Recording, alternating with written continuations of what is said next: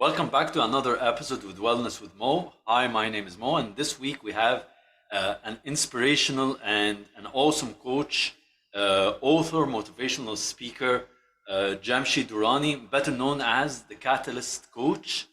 Hi, Jamshed, how are you doing?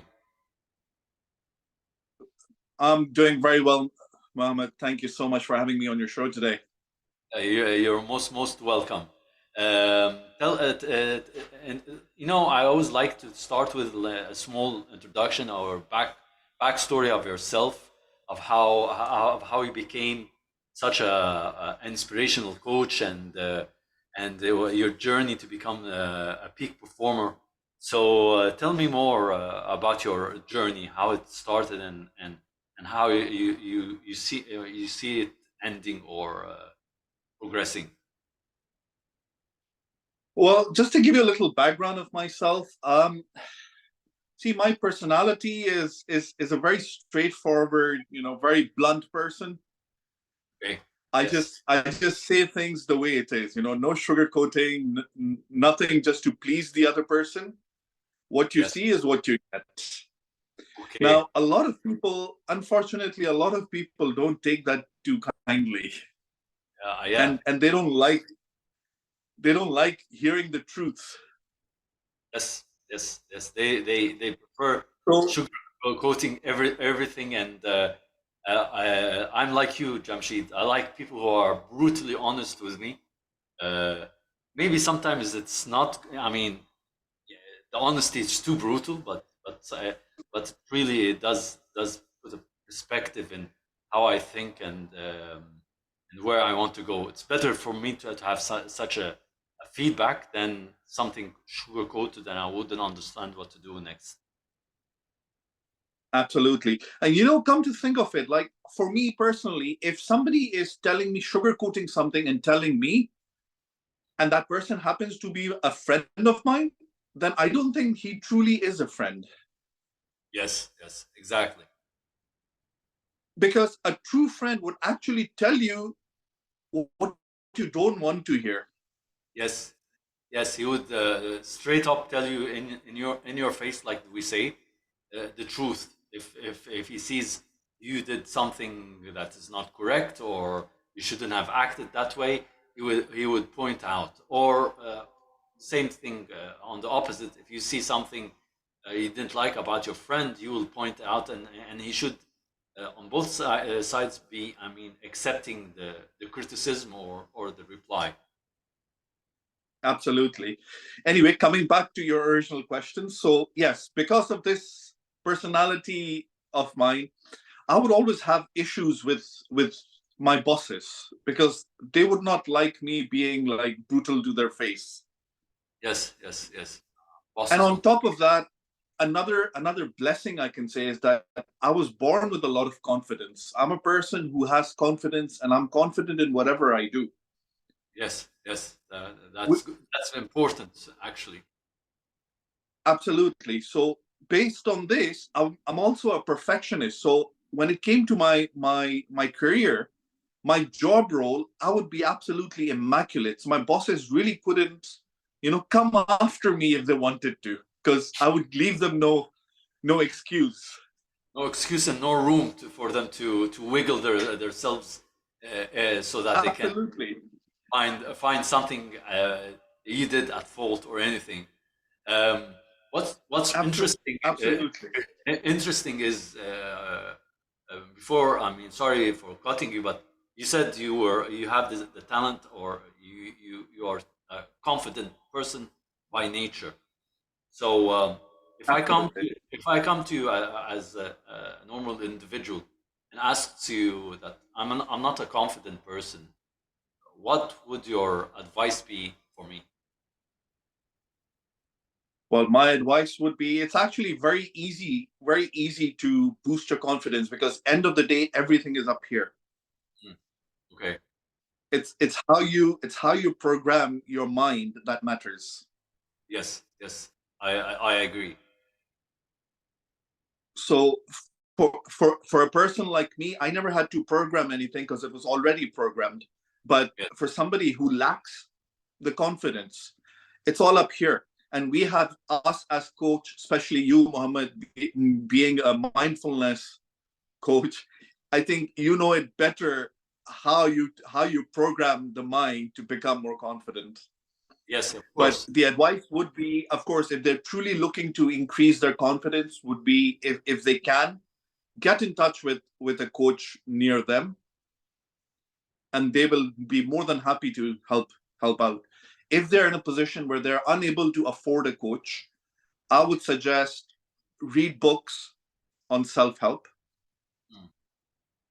Of course, they're not as, being an author myself, I know they're not as impactful as actually speaking to somebody face to face, Yes, but yes. it does help.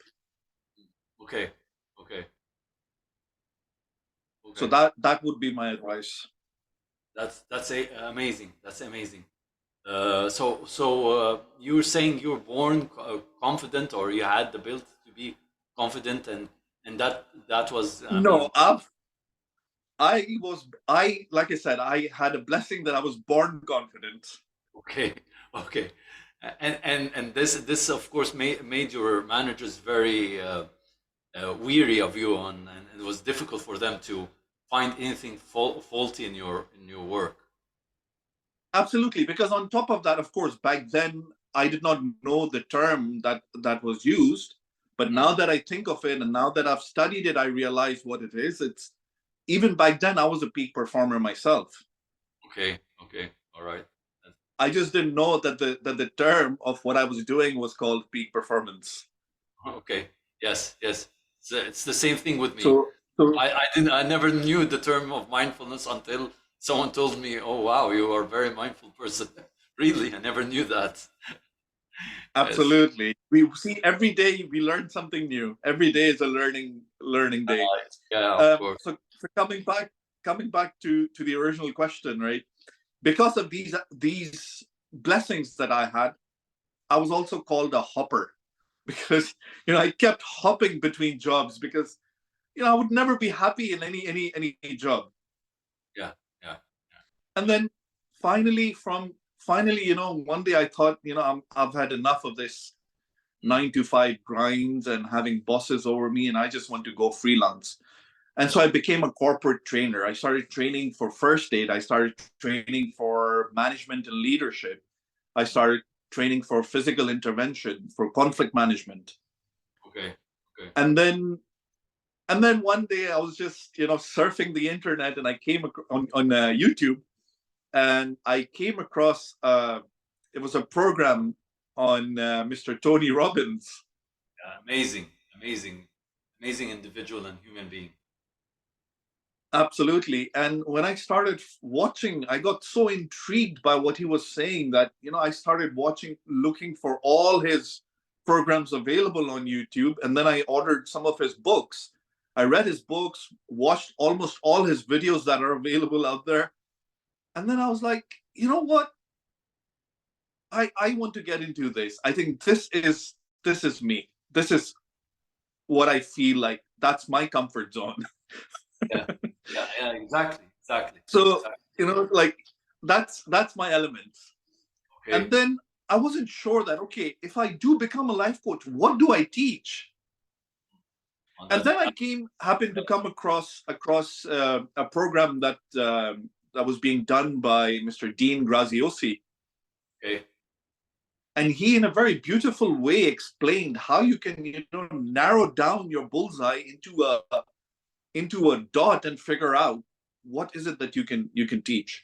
And then I realized, well, for me, peak performance is what matters, because that's something that I was born with, Yes. and I've got, and trust me, I've worked with quite a few companies while I was hopping, so I've Okay. got a lot of experience as well, whether it comes to an entry level thing or whether it comes to senior management.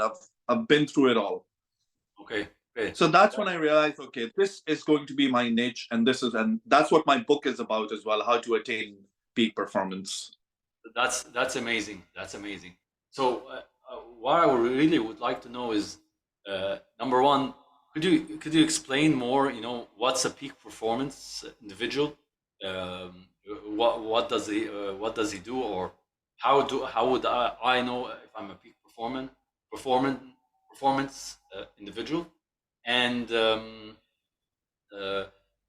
how does mindfulness play its role in peak performers? Okay, first of all, I'll explain what a peak performer is. A peak performer is somebody who does a lot more in a less time. So Mm. your basically your productivity increases. Okay. You know, a lot of times we do things like we start multitasking just to finish things in time, and in the process we end up doing just about finishing, just about completing the task, and it may not be a task of quality. And sometimes we may even end up screwing ourselves further Yeah. because of trying to multitask. Exactly. So peak performance basically trains your mind how to focus on one particular thing and finish it quick. Okay. So you have time to finish the rest. Okay. Um, Next question, like how would you know if you are a peak performer? You'll Yes. know that you won't be stressed while you're doing your job. Mm. For you, everything will come naturally. It'll be a flow. You'll be in a flow state. Yeah. Yeah. And and the main indicator to know that you are in your flow state is when you're so engrossed in what you're doing that you don't even realize what time it is. Yes. Exactly. Exactly. Exactly. This is how Your time will just fly by like. yeah, this is how I would feel when I'm totally in my element, talking to you and other awesome individuals and coaches around the world and here in Egypt, and look at the time and say, "Oh my God, it's past 5." I mean, Exactly. I have to go and eat. I'm gonna continue. So actually, my stomach is the one that talks to me and says, "Hey, I'm a bit hungry. Don't you want to go and eat?" So yeah, that's amazing. But I want to have your take or your understanding, because a lot of people have this argument that we can all multitask. And if you've read, the book called Limitless of Jimmy Kiwick, I think, if I Yeah. pronounced the author right, he he Jimmy said Quick. he said that there is no such thing as multitasking, because the brain cannot concentrate on two things at the same time. It's it's scientifically impossible to do that. You have to concentrate on one thing, do it good, and then do the other. But in what they're doing or what they're saying, because I can type at the same time, I can do my mobile, and at the same time I can watch it. So this is not multitasking. This is what I understand. You can also elaborate if I'm off the topic or something. See, my take on this is simple. There are certain things that you can multitask, and there are certain things you can't. Mhm. For example, I can have a cup of coffee and enjoy my croissant at the same time. Okay. But having said that, I cannot prepare a presentation and write a book at the same time. Okay. So my take is yes, certain things you can multitask, and certain things you can't at all, even if you try. But So I'm even on a 50. even the coffee and the croissant, you're not really actually You're eating some here and you're drinking. I mean, you're not going to do it at the same time, are you? Be difficult. I don't know. No, not really, but it goes hand in hand, so it's considered as Okay. one thing. Okay. You know, like okay, let me give another example. You can drive your car and talk on the phone at the same time. That's if you have a car phone A system, hands free. hands free. But if If you're you're on talking, hands free, yeah, if you're talking, not handheld, of course. And I wouldn't even advise anybody to be holding their phone and driving at the same time. But if you're on hands free, yes, you're driving. Even that is not considered safe, to be honest, nowadays, because yeah, your attention goes away. And that's exactly the point. So anything that takes your attention away from another task is not good. okay, all right. So to be a peak performer, you have to be mindful, right? I mean, because I'm a mindfulness coach. Absolutely. So I'm really interested to know how can a peak performer like yourself, how does mindfulness play a role in your life? Again, mindfulness and peak performance, they go hand in hand. You cannot become a peak performer if you are not mindful of yourself, if you're not self-aware. So there's certain things to achieve peak performance you have to go through first. Okay. Being confident is one of them. Mm. If you're not confident, you can never be a peak performer. Likewise, if you want to be a peak performer, you have to be mindful as well. So yes, mindfulness and peak performance, they go hand in hand. You cannot just do either one. It has to be both. Okay, okay, all right, okay. So that's really interesting. So from what you're saying, that I might be a peak performer person also, because I'm supposedly mindful, but Again, uh, everyone is a peak performance performer. Everyone yeah. is a peak performer. They just don't know it yet. Okay, okay, okay. So uh, again, I just wanted to repeat this part of the mindfulness. How did it help you or pivoting it to you in your career? How did it help you become such a an awesome coach? I mean, definitely, you didn't know it at the time that it was called mindfulness. I don't know if you knew it. Maybe being present, being aware. These are the words that would be around. But how did you know that your being mindfulness helped you become in that area? Is there certain things that happened on the way in your journey? Well, see, first of all, Mo, let's talk about what is mindfulness. Mindfulness is being, self-aware, Exactly. self-aware of your present, self-aware of your future. Now, if I may use the example, here we are sitting having this podcast, but can you feel what your what your right leg is feeling right now? No, not really. But now that I have mentioned it, I'm sure you're feeling it. Yes, exactly. So you see, every day we get like billions of information fed into our subconscious mind, right? And then they filter, and what they feel is not necessary for us to know, they pass that on to us, and then we think about that, right? Exactly. Now, Exactly. for me, the kind of person I am, I was again blessed with this gift that I already knew how to control the messages in my subconscious mind. Mhm. Of course, discovering more has helped me to master the art. Mhm. But back then, also, I was getting the information, the control over some things, which helped me in becoming a peak performer. Okay.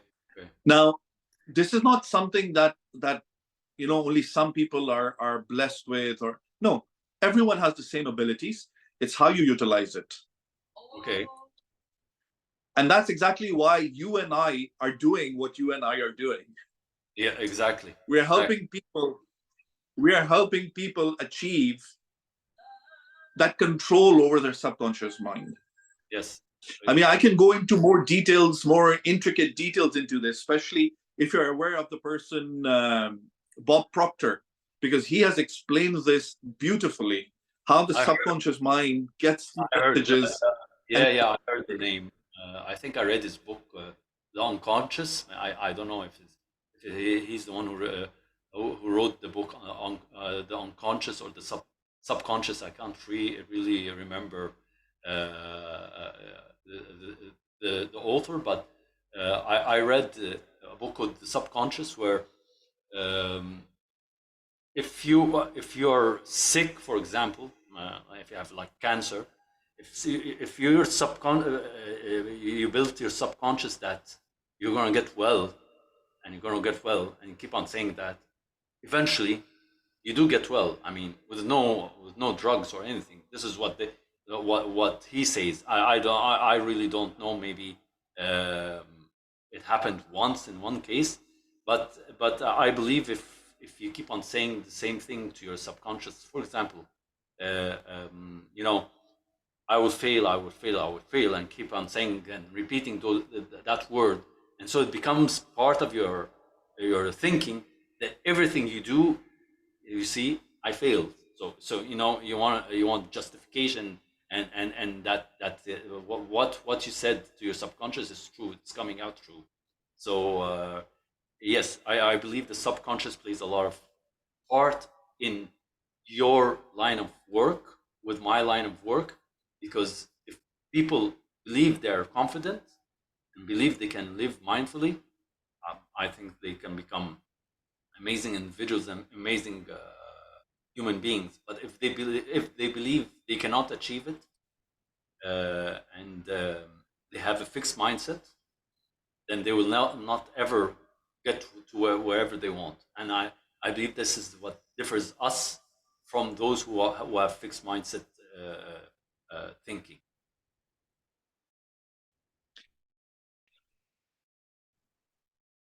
Absolutely. But see, as us life coaches, we would refer to that as the belief system, Mm. that you can't do something, no matter how much you try, you'll never be able to do it.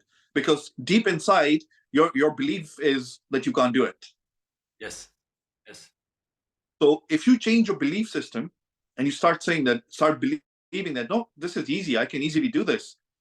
yes, You don't even have to try hard and you'll be able to do it. yes. Exactly, exactly, exactly. I have, I mean, you know that you have to always surround yourself with those people who support you. And of course, you would know that because of your line of work and my line of work. I always support myself with a certain amount of people. They're not a lot, but they are the people who believe what I believe. They're the people who understand what I'm doing, who give me, a push in the future. Yes, do it. Encouragement. They don't necessarily need to, I mean, find me a job, get me something to be paid, or whatever. I just need someone to say, yes, keep on doing. You're doing great. You're going after your dreams. So I think it's really important to have that kind of people with you, because most people in Egypt, and the people that are close to me, I don't know if that's true or not, they're very negative. I mean, I know human beings are negative creatures. They have negative thoughts by nature, but they're all negative. They don't want to change the status quo. They like what they have, even if they're complaining. But it's better to complain for something they understand than to risk something they don't understand, and and and have a fear and have the fear of failing. See, you're absolutely right, Mo. There are two kinds of mindsets: the fixed mindset and the growth mindset. Yes, Fixed mindset, as you explained, they're like happy in their comfort zone. They don't want to, come out of that zone. They they're just taking each day as it comes, and that's it. They're happy where they are. mm, And then you have the growth mindset, who's the complete opposite. They yes, may be happy in their comfort zone, but they want to step out of that zone. They want to achieve more. They want to do more. I think you and I both have that growth mindset, which is why we're here trying to help others grow. exactly. Yes, of course, of course. Right? Now, between the two, I will always advise even the viewers. I'll advise that if you are surrounded with people who have a fixed mindset, or who are full of just negative thoughts, I would say, you know what? Get up, walk out of that room, and go and surround yourself with people who have a growth mindset. Yes, But the yes, problem is, there are a lot of people who have the fixed mindset and they're happy where they are and they don't want to move out. yes, yes. And they don't want to move out. And I think they're always looking at others' success and telling themselves, "Oh, I wish I was like that person. I wish I had that amount of money. I wish I had that car. I wish I had that house. I wish I had that kind of life." And they don't know that, for example, soccer players or football. You're in England, so I was talking to someone from the States yesterday, so she was saying soccer. I told her we'll never agree on the terminology.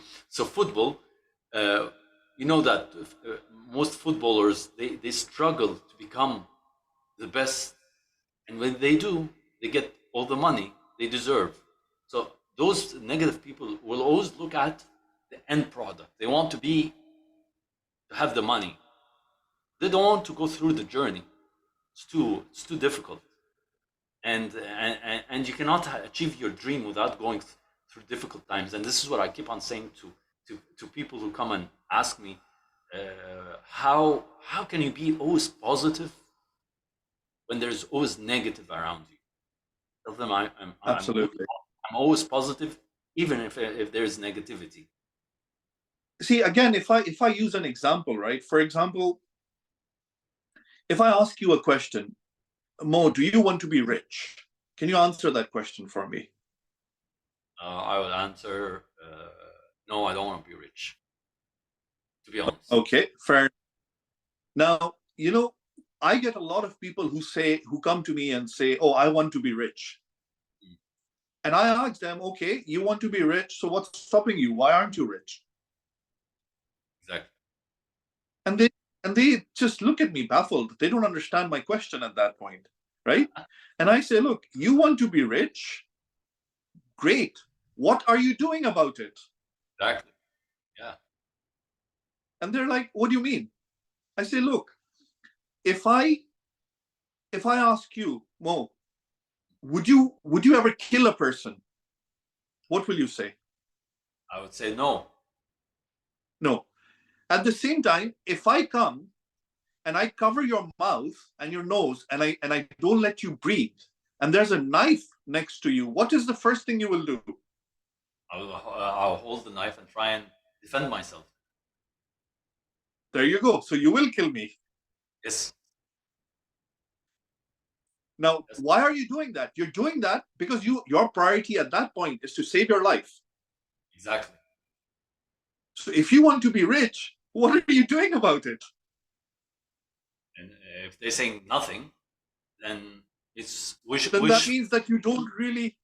Then yeah, it's wishful exactly thinking. that means exactly Yeah. Yeah. Yeah. that Exactly. that means that no, you don't want to be rich, or you okay, you fair enough. I'll give you the benefit of the doubt. You want to be rich, but you don't know how to. Mm, But then that's a silly excuse because if you really want to do something, you will do it. exactly. And this is what I always tell people: if you want to do something, if you want to get out of where you want, you can do it.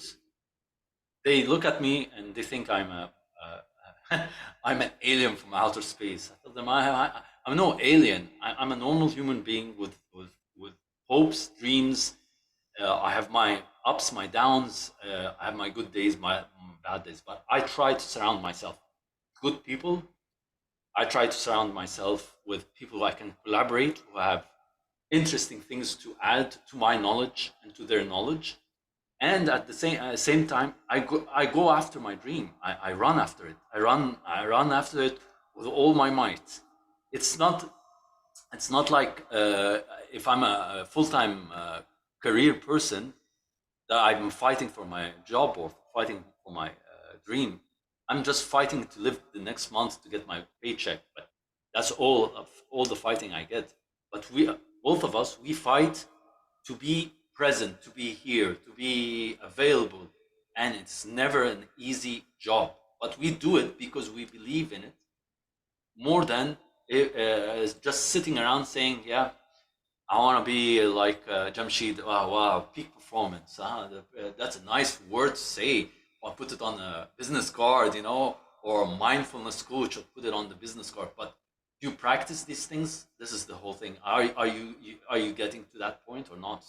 So so so this is the problem with people who have fixed mindset. They wish they want to do something, but they don't want to do it. See, thing is, a lot of people want to become a life coach for the wrong reasons as well. And if you look at the statistics, out of out of every 100 coaches that come up, only 20 are successful. So almost 80% fail. within the first 3 years. So that's the 80 The 20 rule. reason being their motive. Exactly. Now, Uh, it's all because of the motive. yeah. A lot of people actually come into this trade, into this industry for, I mean, don't get me wrong, it is almost a $2.5 billion industry.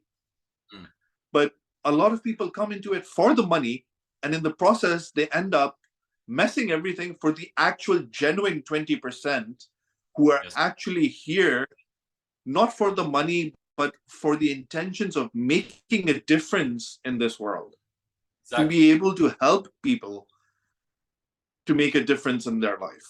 Yes. Exactly. Exactly. I mean, a lot of people, I come across a lot of clients who actually don't even know how to set a goal. Yes. Yeah. If you ask them, oh, what is your goal? Oh, my goal is to be, the most common answer I'll give you, my goal is to be a millionaire and to have a big house and to have a Ferrari. Mm. Okay, that's well and good, but no, I'm sorry, that's not a goal. Yeah. Exactly. It's not a goal at all. Yeah. Yeah. Yeah. I always tell Because them, your goal needs to be something. it needs to be smart, Your measurable. goal needs to be something more realistic and measurable. Yes. Yes. Yes. Just by saying that, oh, you want this and this and that, that's a dream. That can be a dream. That can Yes. be wishful thinking. Exactly. But I'm sorry, that is not. And then a lot of people also are afraid. They think, oh, he's a coach. Oh, he's going to be super expensive. Mm. Yeah. No, that's also a myth. That is also a myth. I mean, every time I take on a client, I give them 30 minutes of free consultation. Yes. And in that free consultation, I see what do they need, and if I'm able to provide them what they need. And on top of that, I also see how we create a rapport. And if I feel that no, I'm not comfortable dealing with this person, no matter who that person may be, I just say sorry. I would suggest you find another coach. Yes. That's true. I do the same thing. Um, Actually, I had this person who I approached today or yesterday on LinkedIn, and she was saying that that she left her job or she was laid off and so on. So I approached her and I told her, okay, have you ever thought of contacting a coach, a life coach or a mindfulness coach? And I know that at the back of her mind that if I'm offering her this service, she won't be able to pay. So I told her to set her heart at ease. So I told her, don't worry, the first session is for free. Just come and we'll see what we can do. So I can help you because I don't want to take someone on and mislead him or mislead her and take her money, and then I didn't do anything except being something someone. See, absolutely, but Yeah, that's the difference. I mean, we are here because we want to genuinely make a difference in the world. yeah, yeah. But there are people who'll be like, oh, this is how much I'll charge. Oh, sorry, I can't pay you. Okay, I'll give you a payment plan. Sorry, I still can't pay you. Okay, how much can you pay? They become persistent like that because I've actually called up a few coaches myself, just to see how they respond to clients, just to learn the trade a little more firsthand. And I've actually experienced this myself. Okay. Yeah, yeah. So end of the day, it's not everybody is here for the money. Yeah, I've experienced this also this year because I started to take coaching sessions for branding for personal branding. To brand the name of my brand and to brand myself as a mindfulness coach on Instagram and TikTok and all those social media outlets. And the interesting thing is the coach that I was working with. She's a wonderful person. She's amazing. Uh, but she was not really persistent on the money. She just asked me, when can you send me the money? Tomorrow, after tomorrow, even after I finished the session, after 2 days, 3 days for the, and she was not, she was not that expensive, and until now, I work with her. I ask her on a friendly basis because we became such good friends that now I just ask her, and she gives me her honest opinion, free of charge. But what I'm saying is, yes, people have this misconception that we are expensive, and we are expensive because we are very few, and that is not true. I mean, um, so tell me, what would your advice be for people who want to be coaches? Do people have to have a certain, character, skills, or anyone can be a coach? Because when I started, a lot of people came to me and told me, you should work as a coach. You're a good listener. You listen well. So why don't you be a coach? So this is my part. I listened to them. I went on their way, even though I never wanted to be a coach. But I said, yeah, that's the typical growth of myself. I have to be there. So what would you say to people who want to be coaches? Is there certain characteristics they have, and should they leave their current job or keep their job? Well, that is totally up to the individual, but it all depends on the person's background. If the person has enough savings to sustain themselves for the first 2 3 years on it, because it can take up to 2 3 years for a coach to establish themselves completely. You may have clients this month. There's no guarantee that you'll have clients the month after. So as long as you have enough backup for yourself, you can go full time into it and leave your job. But I will always suggest no, stick to your current job. Do start your coaching as a side hustle. Feel the waters, and if you feel that this is what you really want to do and you want to continue doing that, then slowly transition yourself out of your employment and go full time into your freelancing. Yes, yes, Um, Also, somebody who wants to become a coach. End of the day, remember, coaching industry does not have any regulatory board, so anybody can wake up tomorrow and claim themselves to be a coach. okay, I would always suggest, if you want to become a coach, there are certain industries certain companies, sorry, who actually certify. Even I certify my coaches. mm, It's always good to go with somebody who's already been there, who already has a name out there and is known, because mm, then you have a certain credential to come back. I mean, there are a lot of people like who graduate, get a certification from X, Y, and Z. They'll come to me and they'll tell me, "Can I work with you for a few days?" And I ask them, "Okay, where did you get your credentials from?" When they tell me where they got their certification from, and if it's somebody that I've never heard of, I tell them straight up, "Sorry, I'm not working with you." mm, Reason being, you're going to go on and say that you work with Catalytic Coach or you work with Jamshed. mm. If you screw up, it'll be my reputation at stake. Yes, yes, yes, exactly, exactly, So, so that's why it's important to know where you're coming from and who you're exactly. getting your certifications from.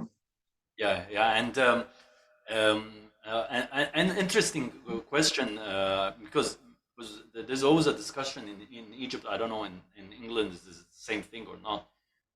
Why do you think big companies, don't like employ coaching services to their employees? I mean, why is coaching not involved in big companies? I mean, you don't have to be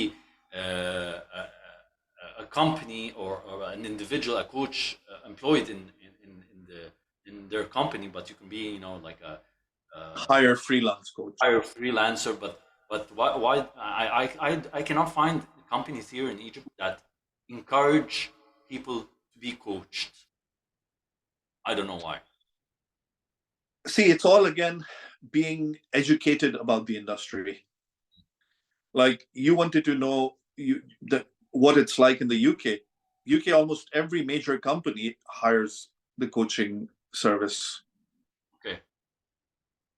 Even if they have branches abroad internationally, even they send coaches over to coach the employees and staff over there as well. Again, it's end of the day, it's all about being educated about the industry. Maybe coaching is not very popular and not well known in Egypt. I don't know. You'll know better. Mm. No, it is. It is well. It is popular and it is well known. Unfortunately, like you said, the 80% who give it a bad name, give it a bad name here in Egypt. The 80%. Unfortunately, also we have the International Coaching Federation in Egypt. So again, Egyptian companies here like to talk with people who have credentials. So the ICF has a strong influence in Egypt, even though I don't believe it should be the only one. I mean, I'm a certified mindfulness coach from a company called Happitude. It's a big Indian company. It has global reach. We are like over 200 coaches globally, but we all deal in certain niche, which is mindfulness and happiness. We don't have like relationship coaches, we don't have parenting coaches, we don't have career coaches, we don't have, I don't know, psychology coaches or whatever, or because there are different branches here in Egypt, so many of them. I really don't really understand each one. I mean, for me, the main branches in Egypt would be, life coach, career coach, relationship coach, because they're all related as part of one aspect. Career So is then, part of. Yeah, go see, ahead. from what you have just said, it seems like there's no niche that targets these multinationals or businesses in Egypt. Like businesses would need executive coaches or a business coach or a peak performance coach. Mm, Apart from this, a life coach itself is mostly for individuals. mm, yeah. Um, Relationship coach says it all who they're for. Happiness coach, again, the name says it all. It's not related to the corporate sector. No, but we have in Happitude, we have happiness for workplace, happiness coach for workplace. So he's certified or she's certified as a happiness coach, but she or he applies certain criteria for the workplace. So Right. that's the difference. Relationship course, coach is important in a corporate, because the problem is that things are, you can finish certain things in a company if you have good relationship. If you have bad relationships, nothing will ever be done. If even if you do it by the book, like I sent the email, I waited for the service level agreement, and so on and so forth. So this is what I meant. I don't mean relationship coach as in husband and wife, or brother and sister, or father and son, or whatever. Yes, these are part of it, but they should also have this part in the relationship coaching, which is um employee No, no, and. of course, of course, of course. There's team relationship. There's Exactly. management and stuff. Yeah, yeah, yeah. I absolutely understand that. But at the end of the day, from what I can understand, it all comes down to the marketing, that how people market themselves. Yes, yes, yes. And I think there is also some kind of a fear from the top management if you coach your employees, so they will learn something new, so they might leave your company and go to a different company, and I think that philosophy is really wrong, because when you help someone, open for someone the way, or a new opportunity presents itself to someone, this is something good, because you're building character for him, you're building his dream, you're helping him achieve whatever he wants. Even if he doesn't stay, he will always have this loyalty part, that he is loyal to that. Even if he's an ex-employee, I'm loyal to that company because it helped me achieve my dream, or start my dream. So so this is, that's the issue here in Egypt. I don't know if it's in the UK or not. In the UK, not at all. All like I said, Mm, almost every company either has an in-house coach or hires the services of a freelance coach. okay, okay, okay, It's great. very popular here. I hope it becomes popular in Egypt, and I hope you when you come and visit Egypt and go and see the pyramids, The most important thing is you come and see the pyramids. You visit our new our museums, the civilization one. I haven't visited it yet. I don't have time at all to go and see them. But if you come, I'll make time, and you go see the pyramids. I mean, it's amazing, and of course, old Cairo, which is the Islamic part, it has so much history. Uh, because I used to take photos, I used to go down Old Cairo. It makes me feel, I go back in time, centuries and centuries, and just try and imagine the. Absolutely, So absolutely. And so yeah, yeah. I So have I have actually been to I've actually been to Egypt a couple of times before, and I have seen the pyramid. all right, In fact, Alexandria, Egypt, happens to be my second favorite city in the world.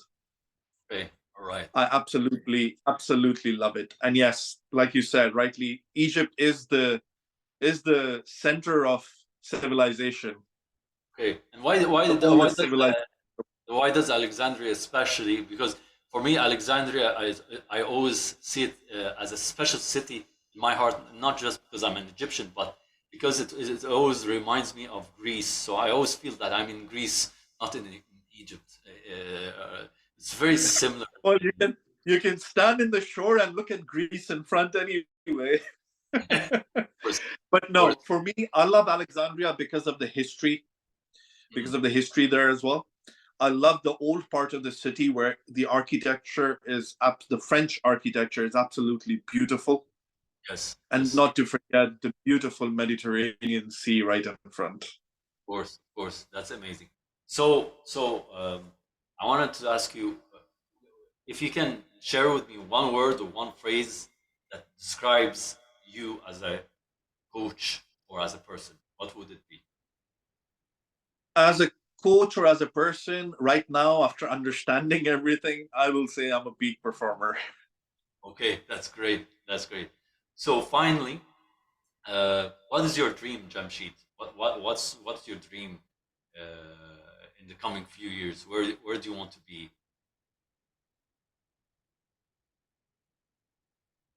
Where do I want to be? I want to be where I am now. Only difference being that I want to be able to help as many people as I possibly can Okay, okay, so that's that awesome. they can achieve their dreams.